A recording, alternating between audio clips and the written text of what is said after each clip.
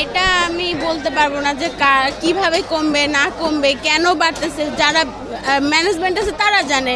কিন্তু আমি গত মাসে কিনছি 320 টাকা কেজি দুই, সেটা এখন 400 টাকা কেজি। আমি ওটা নিতে পারলাম না, আমি ছোটটা নিলাম। তা আমি যেটা আগে কাতলা ছাড়া খেতাম না, এখন আমি মৃগেল খাচ্ছি, কি করব আর। মাছ কিনতে এসে পুরো বাজার ঘুরে দেখলাম যে সব মাছের দামই মোটামুটি অনেকটাই বেশি, তাই যেই মাছটা হচ্ছে আমার কাছে রিজনেবল মনে হয়েছে ওইটাই। চালটা যদি হয় 70 টাকা, তাহলে সাধারণ মানুষ খাবে কি, বাঁচবে কেমন? মানুষ বাঁচার কোনো কায়দা আছে কত? যে মানুষটা 500 টাকা দৈনিক ইনকাম করে, আপনার একটা রিক্সা চালকও কত টাকা ইনকাম করে? সাধারণ যে মানুষগুলো, আপনার বাংলাদেশের সরকারি কর্মজীবী কর্মচারী কয়জন, এবং ভালো এই আপনার কোম্পানি জবস এরকম কয়টা ফ্যামিলি আছে বাংলাদেশে? তারাই তো মানে এরকম খাইতে পারে না, এই চাল খাইতে পারে না। তারপর তো আপনার ওই দিন মজুর দূরের কথা। হ্যাঁ, তাইলে আমরা এখন কোথায় আছি? বাংলাদেশ খুব ভালো জায়গা আছে, বাংলাদেশের জনগণ খুব ভালো আছে, অনেক ভালো আছে। প্রত্যাশা হইল আমাদের কথা আসলে বাংলাদেশে অন্তর্বর্তীকালীন সরকার, এর আগে ছিল একজন স্বৈরাচার সরকার, যিনি পালাই যাইতে বাধ্য হয়েছে এই জনগণের চাপে, এবং সাধারণ জনগণের এবং ছাত্র বৈষম্য আন্দোলন করা। আর সাধারণ জনগণ তো একজনও এই সরকারের পক্ষে ছিল না এই 18টা বছর। তারপরেও সে যেভাবে মানে মারিয়া পিটাইয়া গুতাইয়া গুম করিয়া হত্যা করিয়া মানে যেভাবে ক্ষমতায় রয়েছে, 18 বছর ক্ষমতা চালাইছে। তারপর যাইতে বাধ্য হয়েছে।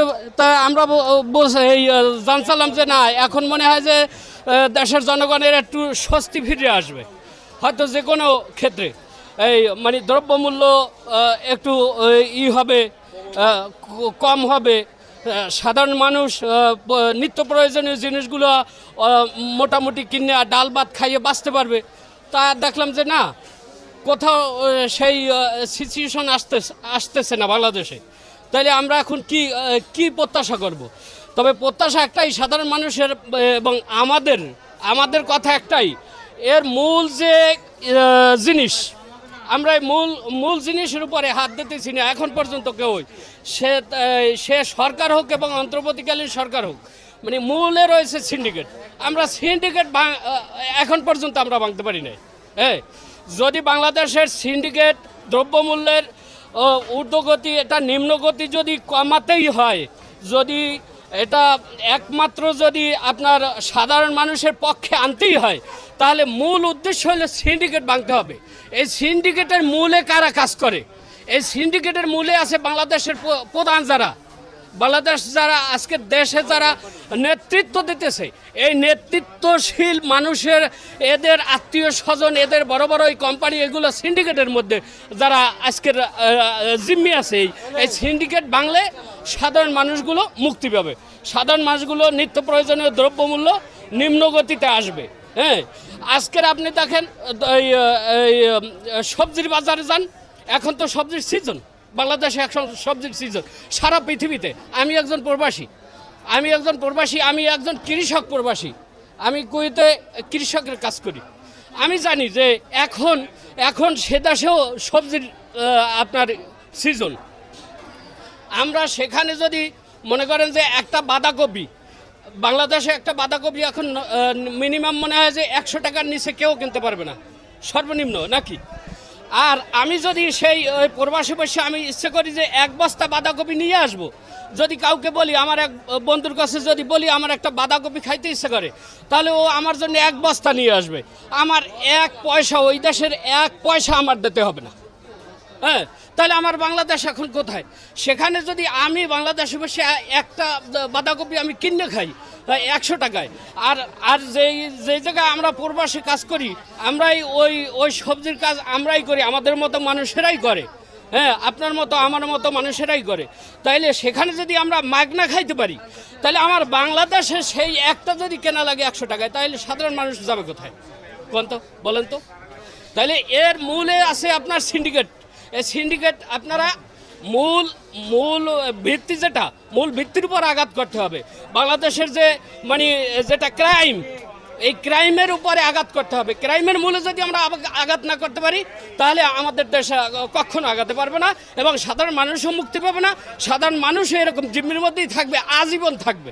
হ্যাঁ, আমাদের দেশে মূল হইলে সিন্ডিকেট, এই চালের সিন্ডিকেট আছে, এই পেঁয়াজের সিন্ডিকেট আছে, প্রত্যেকটা জিনিসের সিন্ডিকেট আছে। এই সিন্ডিকেটের মূলে আছে আপনার যারা বড় বড় চেয়ার নিয়ে বসে আছে, এদের আত্মীয় স্বজন। আর এরা কি করে, বাংলাদেশে একটা ভোক্তার অধিদপ্তর আছে না, ভোক্তার অধিদপ্তর আছে। আজকে যখন ওই মানে উপর থেকে কল করে যে আজকের অমুক জায়গায় বাজারে যাও, এরা আসে কি কিছু লোকজন নিয়ে বাজারে আসা বাজার পরিদর্শন করে।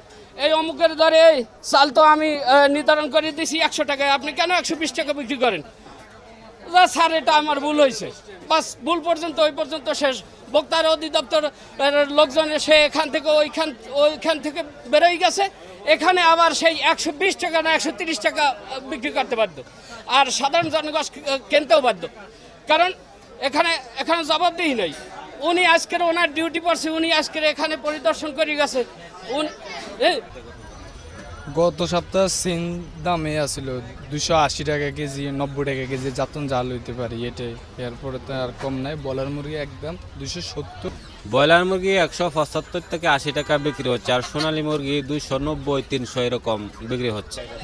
আমি সোনালী কিনছি 260 করে কিনছি, সোনালী মুরগি কিনছি 260 করে। আমি অন্যগুলো জিজ্ঞাসা করি নাই, জাস্ট আমি সোনালী কিনতে আসছি। ওইটা দাম তো আর কিছু কমা দরকার, সব কিছু প্রতিনিয়ত বাড়তেছে দাম। এখন তো 140 থেকে 145 টাকা লাল ডিম সাদা ডিম দুটোই বিক্রি হইতেছে। তাড়াতাড়ি সরকারে যে নির্ধারিত রেট করে দিছে এটাতে তার কমতেছে না। তা আমরা আশা করি এখন শীতের সিজন যেতে এখন মুরগি ডিমে পাড়ার সুযোগ, সব শাকসবজি আসছে, এই মুহূর্তে যদি পাবলিক বা মানুষের যদি কমে না খাইতে পারে তাহলে খাওয়ার কোনো সুযোগ নাই। তা এই সিজনটাই একটু আছে তরু তরকারি সব কিছুরই দাম কমার সিজন। তা আমরা আশাবাদী যে এই সিজনটা যেন আরেকটু কমে, ন্যায্য মূল্যে মানুষের যেন জিনিসটা পায়, খাইতে পারে। মোটা চাল বিক্রি করে আমরা 48 টাকা, আর আটা চাল বিক্রি করে 60 টাকা, আর মিনিট বিক্রি করে আপনার 70-72 টাকা, নাই চাল বিক্রি করে আপনার 80 টাকা বর্তমানে।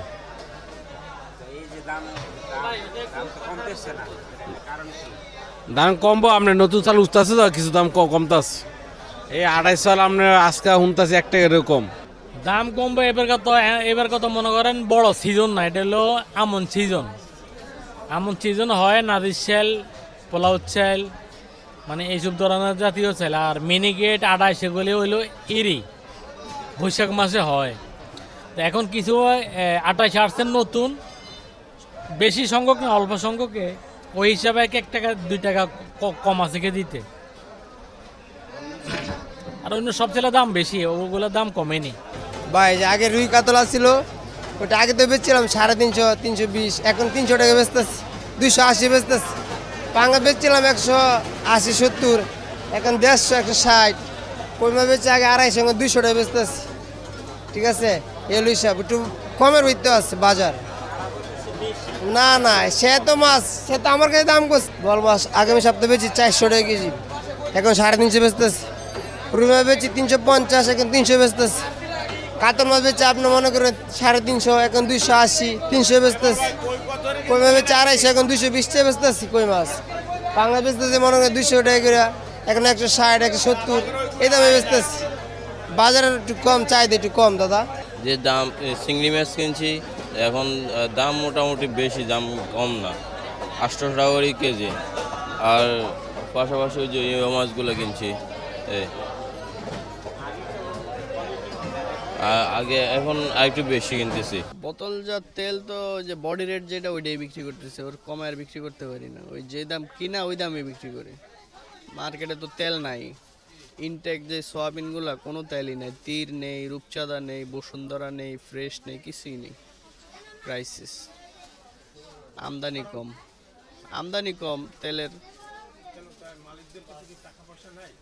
টাকা দেওয়া আছে কোম্পানিতে, হিউজ টাকা দেওয়া আছে, মাল দিতে পারতেছে না, প্রোডাকশন নাই। কারখানা বন্ধ না, প্রোডাকশন কারখানা চালু কিন্তু প্রোডাকশন নাই, মাল ডিপুতেই মাল নেই। না আসলে সবজি টবজি বাজারে যে অবস্থা, এটা আসলে খুবই ঊর্ধ্বগতি। মানে আসলে আমরা যারা আছি মধ্যবিত্ত, তাদের আসলে না বিশ্বাস উঠে যাচ্ছে। কোনো তরকারি আপনার 80 টাকার নিচে নাই, 60 টাকার নিচে নাই, এরকম অবস্থা। আলু কিনতে হচ্ছে আপনার 110 টাকা কেজি, 20 টাকা কেজি, যেখানে আমরা আলু খেতাম 10 টাকা করে কেজি। মিষ্টি আলু কিনতে গেলাম, সেখানে দেখি যে 180 টাকা কেজি, যেখানে আগে মিষ্টি আলু খাওয়াইতে হইতো আপনার গরুদেরকে দিত, আমরা নিজেরা খেতাম না। মিষ্টি কুমড়া যদি বলেন, সেটা হচ্ছে 1 কেজির দাম হচ্ছে 60 টাকা, মানে এটা আনবিলিভেবল। তো এই হিসাব যখন আমরা দেখি আসলে এই বাজারে এবং শীতের মৌসুমে, তখন আসলে আমাদের মানে হাসবো না কাঁদবো আসলে সেটা বলার কিছুই নাই। কারণ হচ্ছে যে নতুন গভর্নমেন্ট আসছে। আগে না হয় বুঝতাম যে গভর্নমেন্টের জায়গায়, যখন আগের গভর্নমেন্ট ছিল, তখন রাস্তায় চাঁদাবাজি হইতো, আপনার তেলের দাম বৃদ্ধি ছিল, আপনার একটা সিন্ডিকেট ছিল, সব কিছু ছিল। কিন্তু এই গভর্নমেন্টের জায়গায় আপনি সিন্ডিকেট কেন? ওয়াই? এটা কিসের আলামত? এটা তো কোনো সিন্ডিকেট হচ্ছে না, কোনো কিছু হচ্ছে না, কেউ তো কোনো জায়গায় রাস্তা চাঁদাবাজি নিচ্ছে না। আগে একটা কোনো কিছু একটা সবজি ঢুকলে আপনার চাঁদা চাইতো, আগে আপনার একটা গাড়ি ঢুকলে আপনার চাঁদা চাইতো, এখন তো ওই জিনিস নাই। তাহলে এই টাকাটা কোথায় যাচ্ছে, কার এখানে যাচ্ছে?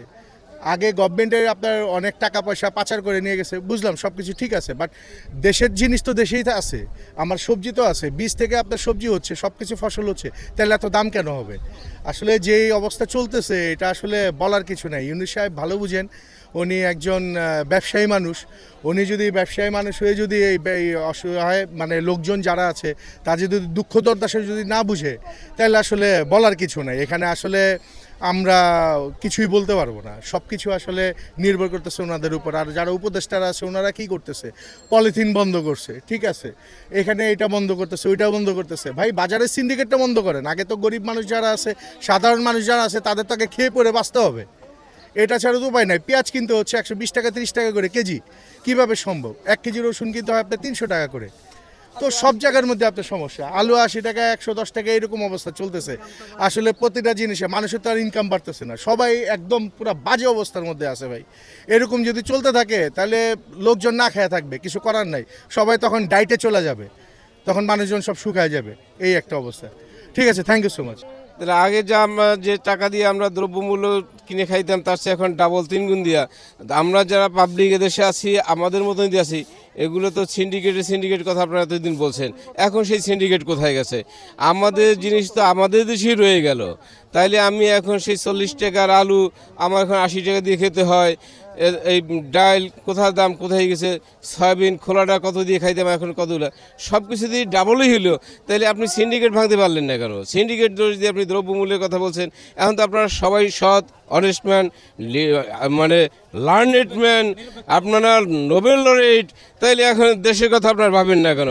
আপনারা সব কিছু ভেঙে তুসমাস করে দিয়েছেন। আপনারা বলছেন আমরা মুক্ত স্বাধীনতা চাই, বাক স্বাধীনতা চাই। এখন কেউ কথা বলতে পারে? কোথায় কথা বলতে পারে কিনা দেখেন। আপনি প্রত্যেক শিক্ষা প্রতিষ্ঠানের গণ্ডগোল, প্রত্যেক ফ্যাক্টরিতে গণ্ডগোল, কোথায় আপনার নিরাপদ আছে? কে নিরাপদ আছে? কে নিরাপদে কথা বলতে পারে? যে কথা বলে সে আফসোস লীগ হয়ে যায়, সে ছাত্রলীগ হয়ে যায়, সে চিন্ময় লীগ হয়ে যায়, সে কি যেন বলে ইসকন লীগ হয়ে যায়। কথা বললে সে জায়গা আপনার লিক করে দেন। তাইলে মানুষ যাবে কোথায়? মানুষের যাওয়ার মতো একটা জায়গা করে দিবেন তো আপনার, যে আপনার এই কথাগুলো বলতে পারেন। আমরা দ্রব্যমূল্যের কথা না বলবি কি? একেবারে সেই সুইপার হইতে, রিক্সাওয়ালা হইতে, যে চাকরি করে তার একটা সীমাবদ্ধ বেতনে সে চাকরি করে। বেতন বাড়াইছেন কারোর বেতন বাড়ে নাই, অথচ দ্রব্যমূল্য তো 3 গুণ কেন 3 গুণ। সবাই কাছেই তো আমরা বাজার করি। আপনি পেঁয়াজের দাম দেখেন, আলুর দাম দেখেন, সবজির দাম দেখেন। এখন শীতের সিজনের সমস্ত কিছু এখন ফসল হচ্ছে, তারপর এতগুলো দাম কেন? নতুন আলুর দাম কত, সিমের দাম কত, তা দেখছেন? তাহলে আর কি বলো ভাই, এর চেয়ে তো আর কিছু বলার নেই। আমাদের সবাই কথাই একই ভাই। এখন যে অবস্থা বাজারের, একমাত্র মুরগির দাম দেখি 180 টাকা, কিছুদিন আগে 200 টাকা ছিল। ডিমের দাম 140 টাকা, কিছুদিন আগে 150-60 ছিল। নতুন আলুর দাম 100 টাকা, মানে আলু তো ডায়মন্ড হয়ে গেছে এরকম অবস্থা। কারণ আমার মনে হয় যে ডিমের দাম কমছে, এটার কমার পিছনে আমি যে মাঝে মাঝে প্রায় ফেসবুকে বা ভোক্তা অধিদপ্তরের স্যারের ভিডিও দেখি যে বিভিন্ন জায়গায় যে আপনার ওই মনিটরিং করে যে একটা মেসেজ, একটা সিস্টেম আছে ডিমের দাম বাড়ায় দেয় রাত্রেবেলা, এইটা কমানোর জন্য মনে হয় ডিমের দাম কমে গেছে। আমার মনে হয় এই যে কাঁচা তরিতরকারির যে দাম, এটা হচ্ছে রাত্রেবেলা যখন আড়ত বসে ওই আড়তের সিন্ডিকেট, তার আগে হচ্ছে আপনার বিভিন্ন জায়গার সিন্ডিকেট, এই জন্য ওই দামটা বেড়ে যাচ্ছে। আমার মনে হয় ভোক্তা অধিদপ্তরের স্যারদের দায়িত্ব 2 ভাগ করে, 1 ভাগ দিনের বেলা আর 1 ভাগ স্যারদের দায়িত্ব রাত্রেবেলা করে দেওয়া উচিত। করলে তারা করবে কি, রাত্রেবেলা এসে আপনার বিভিন্ন আড়তগুলাই মনিটরিং করবে, ওইখানে দামটা নিয়ন্ত্রণ রাখবে, সকালবেলা দাম কমে যাবে অটোমেটিকলি।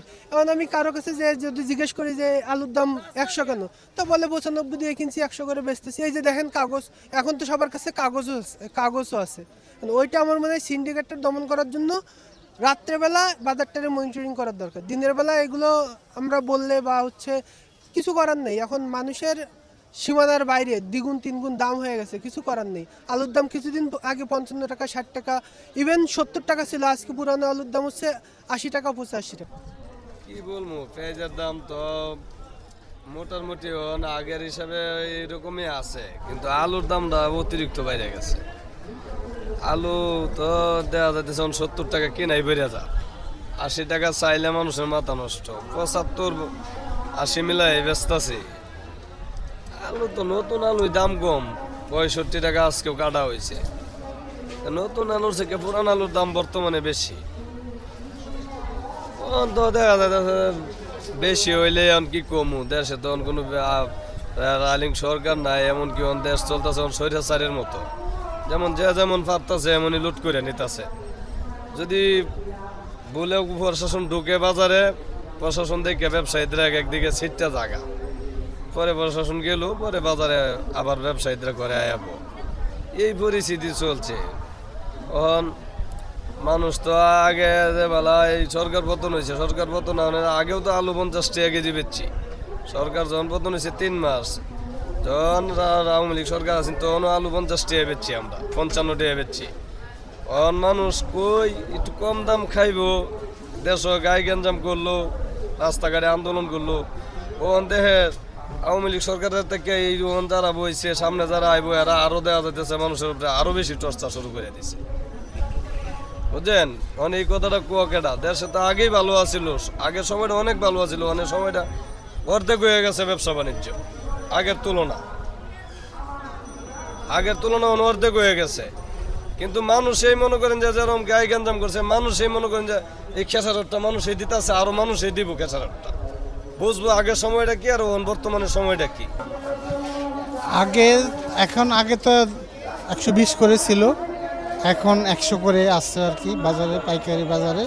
আমরা কিন্তু পাইকারি বাজার থেকে নিচ্ছি আর কি, আর বাইরে 120 করে নিচ্ছে। আর সবজির দামটা একটু বাইরে একটু বেশি আছে, ভিতরেও একটু সবজির দামটা একটু বেশি আছে আর কি, তুলনামূলক তেমন কমে নেয়, আগের রেটে আছে সাধারণত। আলুর দামটা নতুনটা 100 করে নিচ্ছি, আর পুরানটা বলতেছে সেম দামেই বলতেছে। এখনো কিছু কমার সম্ভাবনা দেখতেছি না, সামনে বোঝা যাবে আর কি হচ্ছে।